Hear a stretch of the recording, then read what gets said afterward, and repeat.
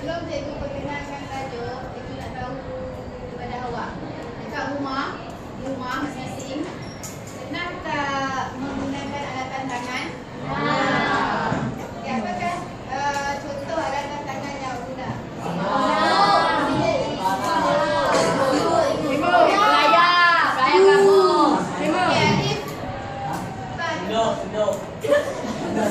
Alatan tangan yang digunakan awak dekat rumah. Panai. Mana yang awak rasa yang pernah awak guna alatan tangan dekat rumah? Saya. Okey, macam Mizan nak tangan ni saya gabung. Saya gabung. Okey, bahagian ni siapa? Bahagian dari Mizan. Mizan? Together. Komunitasku. Gergaji. Okey, alatan tangan memang awak dah belajar juga kan? Ada kan? Okey, untuk alatan tangan, awak mesti tahu apa nama alatan tangan dan juga apa fungsinya. Jadi hari ini awak akan belajar alatan tangan. Okey, tajuknya alatan tangan dan fungsinya. Okey, ini adalah mata pelajaran kemahiran hidup. Ini adalah mata pelajaran kemahiran hidup, ini bukan sains. Okey, sebab ambil tanya situ, sains ada alatan tangan kah? Sekarang ni awak jangan confuse, ini adalah subjek kemahiran hidup. Kemahiran hidup sekadu. Okey, kelas. Ada buku teks? Okey, tolong buka buku teks awak. Tajuk kita adalah alatan tangan dan fungsi alatan tangan.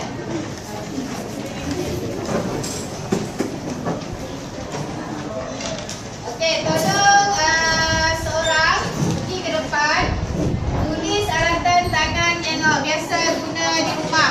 Seperti yang dinyatakan oleh Miza tadi, dia cakap code. Okey? Siapa volunteer? Okey.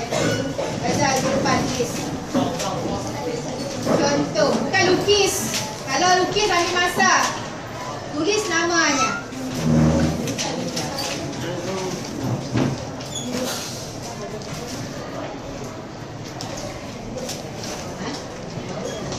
Yang disebut oleh kawan awak kah? Yang awak rasa terfikirkan minda awak kah?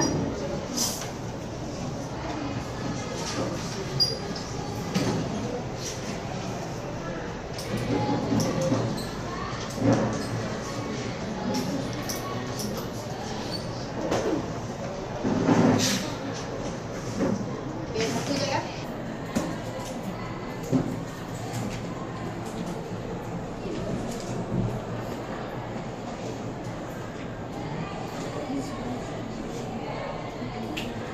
Okey, ni antara yang dinyatakan oleh kawan awak, pemutasku yang dia guna kat rumah. Betul ke Faizal? Pandai guna ni? Tahu fungsinya? Lepas tu gergaji tangan, membaris keluli, pukul kuku kambing. Okey, semua ini adalah contoh-contoh alatan tangan. Jadi, apa yang awak lihat pada buku teks awak, muka surat 18. Okey, di dalam muka surat 18 ada beberapa alatan tangan yang perlu awak belajar. Sebab di dalam ni ada berapa yang alatan tangan ni? Dua. Ada berapa? Dua aja? Okey, alatan tangan yang perlu awak kenal pasti. Apa dia? Kita Pita pembuku, membaris keluli. membaris keluli, Siku N. sesipan L, tolok penanda, Tolok serong. tolok serong gergaji tangan.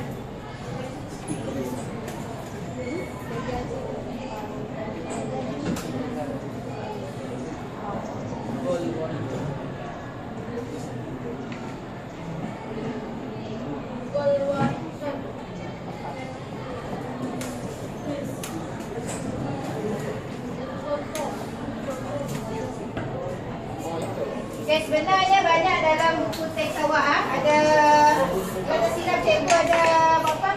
15. Okey, tapi cikgu akan hanya tekankan kepada 7 alatan tangan ini serta fungsinya, iaitu pita pengukur, pembaris keluli, sesiku L, tolok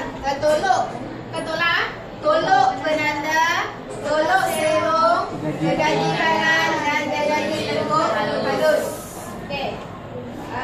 Awak ada buku teks, cikgu mahu ada 7 kumpulan. Okey. Ini kumpulan 1, kumpulan 2, 3, 4, 5, 6, 7. Saya 7 kumpulan, cikgu hanya bagi masa 2 minit setiap kumpulan, bentang di depan nama alatan tangan serta fungsinya. Cikgu pilih seorang untuk bentang di depan. Okey, cikgu bagi masa 1 minit atau bincang sebab dalam buku ni ada, cuba bentang je di depan. Okey, kumpulan ni adalah pita pengukur. Kumpulan kedua ni adalah pembaris keluli. Ni sesiku L, tolok penanda, tolok serong, gergaji tangan dan gergaji lengkung halus. 7 kumpulan. Okey, cikgu bagi masa untuk awak bincang siapa bentang di depan. Boleh bergerak dalam kumpulan sekarang. Bincang siapa bentang di depan.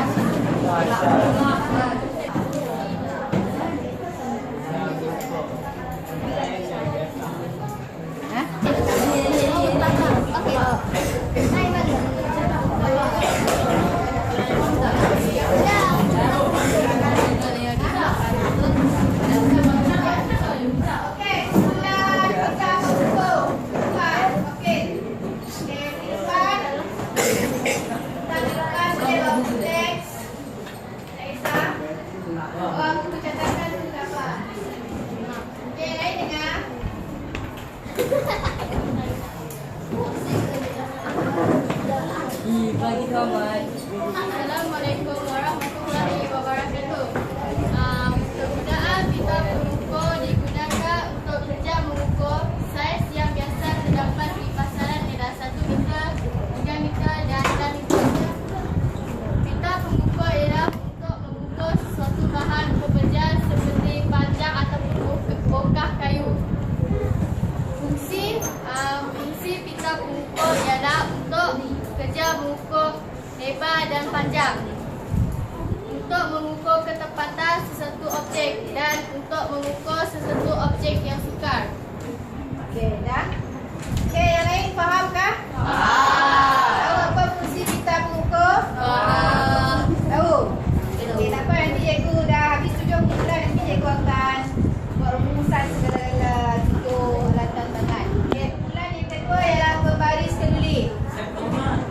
Pembaris keluli.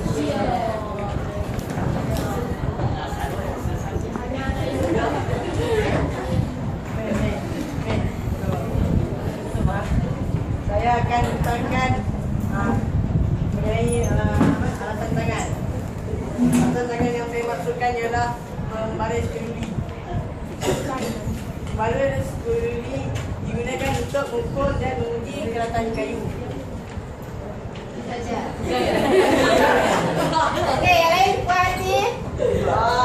Tahu ada kawan nak? Tengok saya.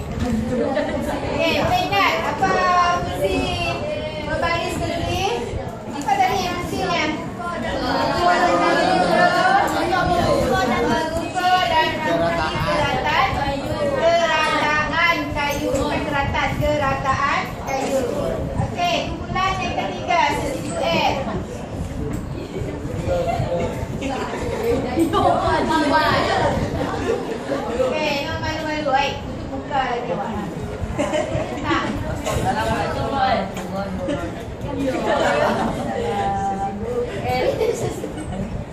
L dibuat daripada keluli dan bersudut 90 darjah. Saiz sesiku L ditentukan oleh panjang bilahnya. Fungsi sesiku L adalah menentukan kecepatan 90 darjah, menguji kepersegian kayu, menguji pergerakan permukaan kayu dan membuat desain bersesuaian.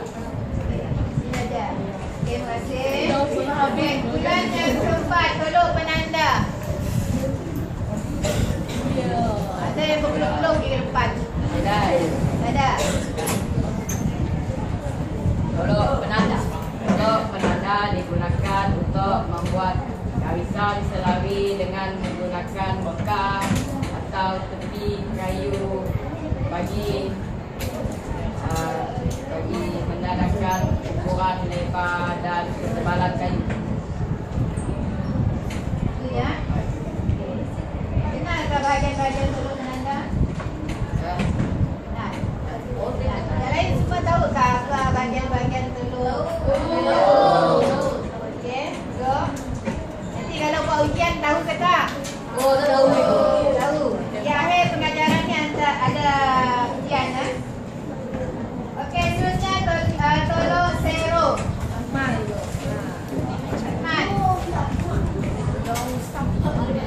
Assalamualaikum warahmatullahi wabarakatuh. Waalaikumsalam. Dengan kami tantangan iaitu tolok serong. Tolok serong digunakan untuk memindahkan sudut yang bukan 90 darjah. Pada masanya terdapat kesus dan boleh diubah sudutnya. Terima kasih. Okey. Yang keenam. Gaji tangan. Assalamualaikum warahmatullahi wabarakatuh. Assalamualaikum warahmatullahi wabarakatuh. Lemaskan. Saya daripada bulan 6. Tajuk pembenaran fungsi gergaji tangan adalah untuk memindah, membelah atau mengurat kayu. Saiz gergaji tangan ditentukan oleh panjang bilahnya dan tangan di setiap 25 mm. Okey, ni aja. Gaji lengkong halus. Bulan tak ada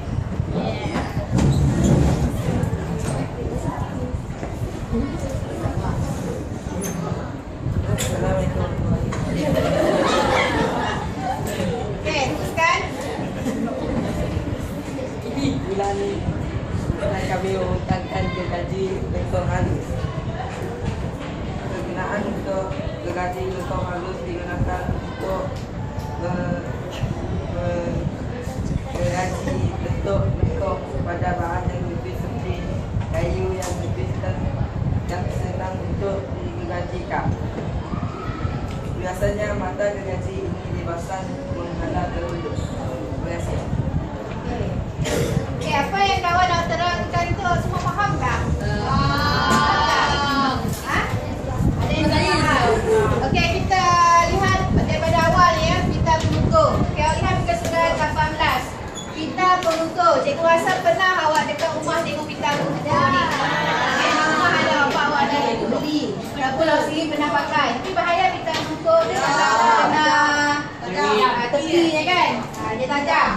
Okay, pita pengukur yang ada tersenarai dalam buku teks awak, fungsinya adalah untuk kerja mengukur. Okay, sebab dekat pita pengukur tu dia ada skalanya.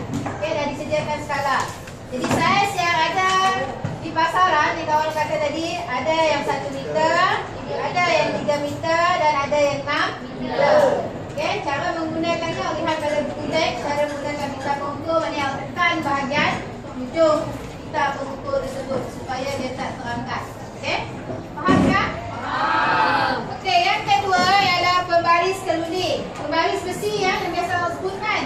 Tahu pembaris keluli? Pembaris besi, pembaris keluli.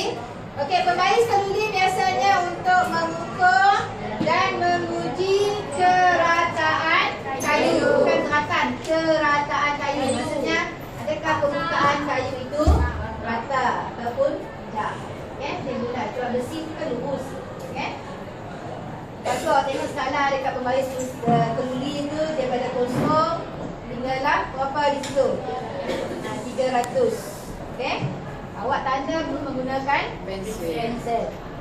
Okey, kita lihat sesiku L. Pernah tengok sesiku L dengan mata kasar tak? Pernah.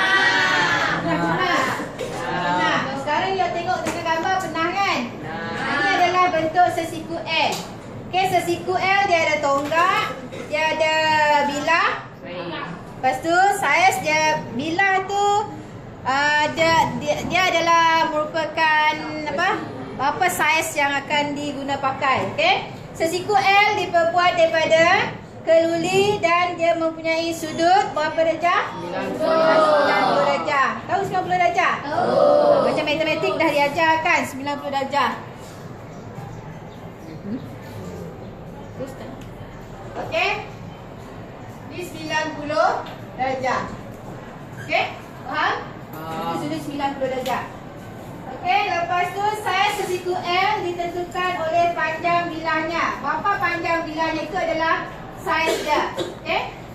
Dan awak akan lihat juga fungsi sesiku L di situ ada 4 fungsi. Pertama, fungsinya menentukan ketepatan sudut 90 darjah. Kedua, menguji kepersediaan tepi kayu. Maksudnya tepi kayu itu awak akan dapat ukur menggunakan sesiku L. Yang ketiga, menguji kerataan permukaan kayu. Bila sesiku L awak bawa daripada ujung kanan ataupun sebelah kiri, awak balikkan. Awak nak tengok kerataan permukaan kayu tersebut. Okay? Dan yang keempat, membuat garisan bersudut tepat.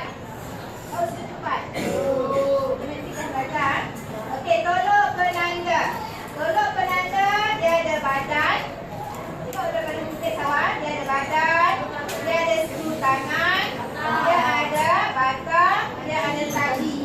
Okey, itu bahagian dahagan yang ada pada tolok penanda. Mesti tahu. Okey, tolok penanda untuk membuat garisan selari dengan muka atau tepi kayu bagi menandakan ukuran lebar atau tebal kayu tersebut. Okey, bahagian tersebut yang kita cakap tadi, badan, skru tangan, batang dan tali itu adalah kegunaan untuk menggunakan tolok penanda. Pernah gunakan? Okey, tolok sero. Tolok sero dia ada badan, ada tali, ada apa lagi? Buat je kan? Itu adalah tolok penanda tadi. Okey, macam mana nak gunakan tolok penanda tadi? Tak dekat pembaris, berapa bacaan? Okey, tolok sero.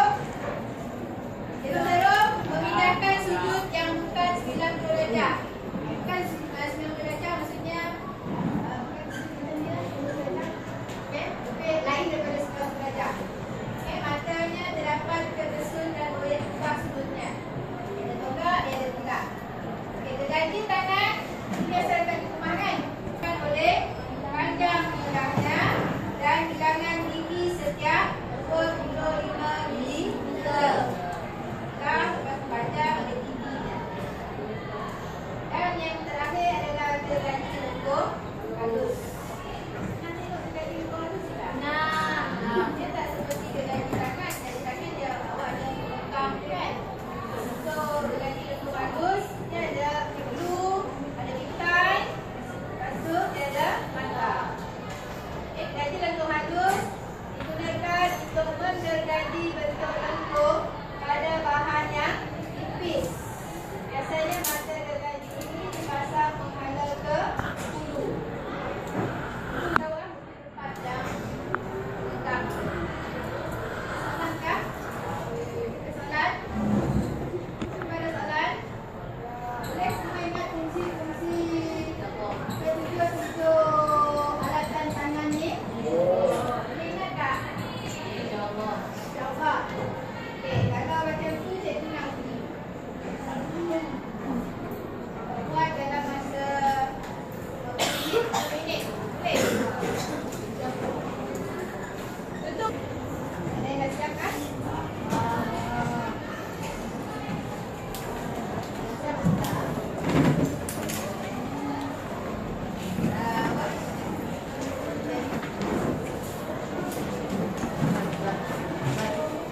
Nama jangan lupa ditulis.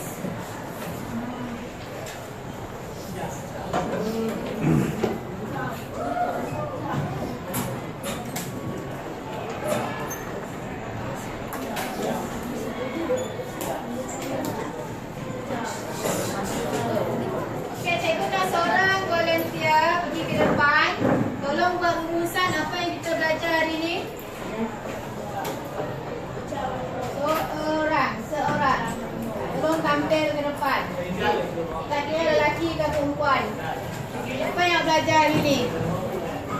Tuhan tadi. Cikgu awak nyatakanlah apa alatan tangan yang belajar ni. Apa yang belajar ni? Apa yang awak dapat? Misal pada hari ini adalah kita dapat mengetahui fungsi alatan tangan. Apakah alatan tangannya? Sila nyatakan. Kita mengukur membaris diri sesiku L, tolak nada, tolak serong, gaji tangan, gaji lengkung halus. Okey. Yang lain? Boleh ingat?